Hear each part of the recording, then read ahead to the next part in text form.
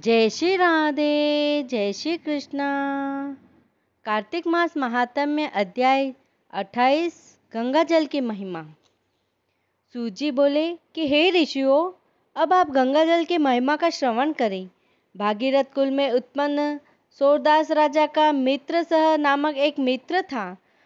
वह गुरु वशिष्ठ के पापवश राक्षस योनि में जा गिरा, लेकिन गंगा जल के प्रभाववश वह भी वैकुंठ का अधिकारी हो गया। इतना सुनकर ऋषियों ने सूत जी से पूछा कि हे मुने, किस कारण मित्र सह राक्षस हो गया था? यह कथा हमें विस्तार पूर्वक बतलाइए।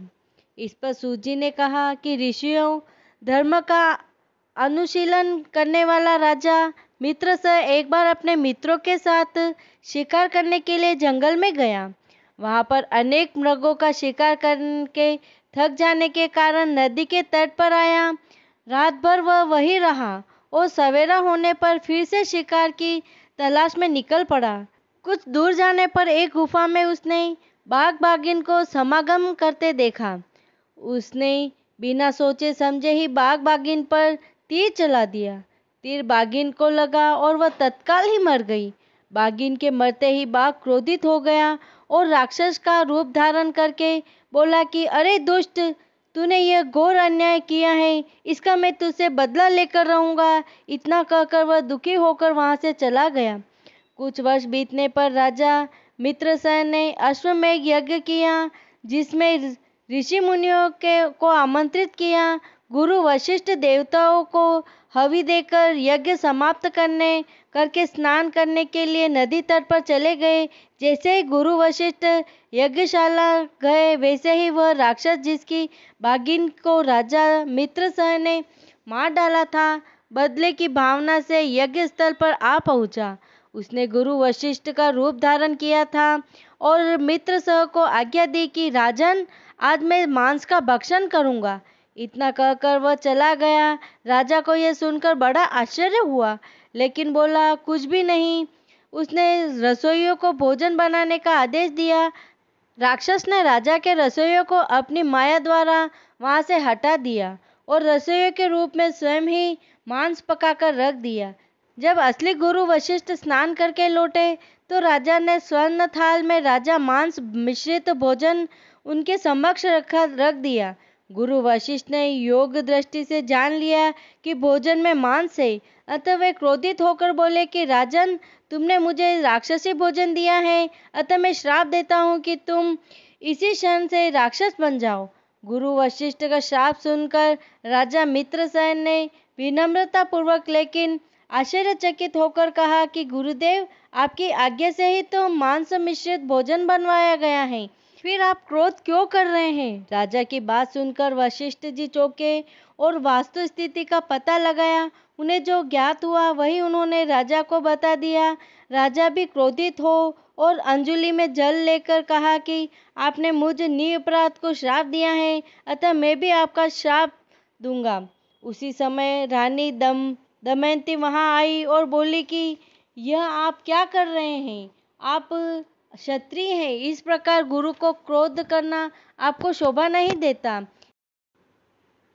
ऐसा करने वाला ब्रह्म राक्षस बनता है, अतः क्रोध छोड़कर आप वही भोगे जो आपके भाग्य में लिखा है।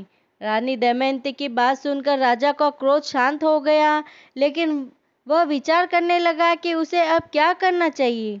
उसने श्राप देने के उद्देश्य से अंजलि में लिए जल को अपने पैरों पर डाला तो उसके पैर काले पड़ गए।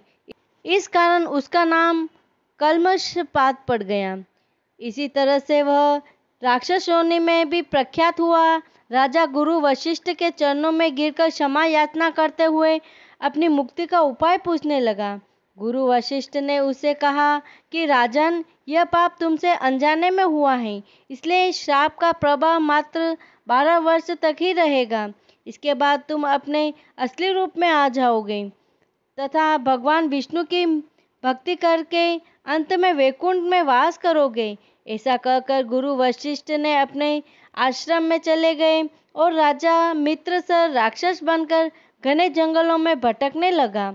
अनेक वर्षों तक कष्ट भोगता हुआ एक दिन राक्षस नर्मदा नदी के तट पर आया और वहीं रहने लगा। वह मांस भक्षण के लिए इधर उधर जाता और पुनः वहीं लौट आता। एक दिन उसने एक मुनि को अपनी पत्नी के साथ सहवास करते हुए देखा। चूंकि वह भूखा था, अतः मुनि पर भूखे शेर की तरह टूट पड़ा। उसने मुनि को अपने शिकंजे में कस लिया। मुनि की पत्नी ने जब ऐसा होते देखा तो वह राक्षस रूपधारी राजा से बोली कि तुम वास्तव में राक्षस नहीं हो, बल्कि सूर्यवंशी राजा मित्रसह हो। मेरा पुत्र अभी बहुत छोटा है, अतः मैं पति के बिना अपना निर्वाह कैसे कर पाऊंगी। तुम कृपा करके इसका प्राण मत लो। परंतु राक्षस पर मुनि की पत्नी की बातों का कोई असर नहीं पड़ा और वह मुनि को मारकर खा गया।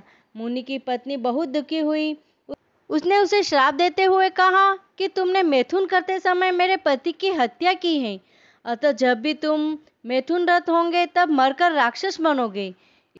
इस तरह एक साथ दो श्राप सुनकर कल्मास्पद क्रोधित होकर बोला कि रे दुष्ट, तुमने एक अपराध के लिए मुझे दो श्राप दिए हैं, अतः तुम भी पिशाचनी बन जाओ। उसके ऐसा करते ही मुनि की पत्नी पिशाचनी बन गई और भूखी प्यासी वन में भटकने लगी। सूजी ने कहा कि हे ऋषियों, इस तरह वह राक्षस और पिशाचनी घूमते घूमते नर्मदा नदी के तट पर एक वृक्ष के नीचे आकर ठहर गए। जिस वृक्ष के नीचे वे ठहरे थे, उस वृक्ष पर गुरु निंदक एक ब्रह्म राक्षस रहता था। उनको साथ देखकर उसने उससे पूछा कि तुम लोग कौन हो और किस पाप कर्म के कारण तुम्हारी यह दशा हुई है। तब राक्षस रूपी राजा मित्रसह ने उसे अपने और उस पिशाचिनी के बारे में बताकर कहा कि अब तुम भी अपने बारे में बताओ। तब ब्रह्म राक्षस बोला कि हे मित्र, काफी समय पहले की बात है कि मगध देश में प्रवीण सोमदत्त नामक ब्राह्मण था। एक दिन मैं भगवान शिव का पूजन कर रहा था कि तभी वहाँ गौतम ऋषि पधारे। मैंने उन्हें प्रणाम नहीं किया और पूजन में ही लगा रहा। तब भगवान ने गुरु का निरादर करने के कारण मुझे ब्रह्म राक्षस बना डाला। इस जन्म में भूख से व्याकुल होकर मैंने अनेक ब्राह्मणों का वध किया है। सूत जी ने आगे कहा कि हे ऋषियों, इस तरह से गुरु महिमा कहने सुनने से ही तीनों के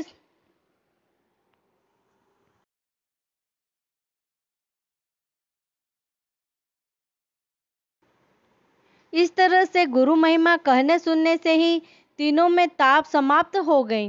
तभी उन्होंने कुछ दूरी पर गर्ग मुनि को उसी की ओर आते देखा तो तीनों ने दूरी से ही कहा कि हे महात्मन, आपको बारंबार नमस्कार है।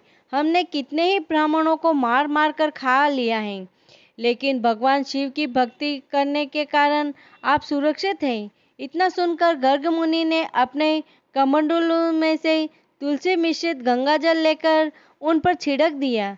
जल के स्पर्श मात्र से ही उनकी राक्षस योनि छूट गई। ब्राह्मणी व सोमदत्त विष्णु रूप होकर वैकुंठ धाम को चले गए। उन दोनों के जाने के बाद राजा मित्रसह सोच में पड़ गया। मित्रसह को सोच में पड़ा देखकर सरस्वती जी ने उसे चुपचाप कहा कि तुम चिंता मत करो, राज भोगने के बाद तुम भी वैकुंठ को जाओगे। सरस्वती जी का कथन सुनकर राजा प्रसन्न हो गया। उसने सभी संशय दूर हो गए। फिर वह प्रसन्न होकर अपने राज्य में लौटा। उस समय गुरु वशिष्ठ ने उसका अभिषेक करके उसे पुनः राजा बना दिया। कई वर्षों तक राजभोग कर वह भगवान के परम धाम को गया। अंत में सूत जी ने कहा कि हे ऋषियों, उसने तनिक भी संशय नहीं है कि गंगा जी में स्नान करने से कपड़ों जन्म में पापों का निवारण हो जाता है। इसमें तनिक भी संशय नहीं है कि गंगा जी में स्नान करने से करोड़ों जन्म के पापों का निवारण हो जाता है। इति श्री कार्तिक मास महात्म्य अध्याय 28 संपूर्ण। ओम नमो भगवते वासुदेवाय। ओम नमो भगवते वासुदेवाय। ओम नमो भगवते वासुदेवाय।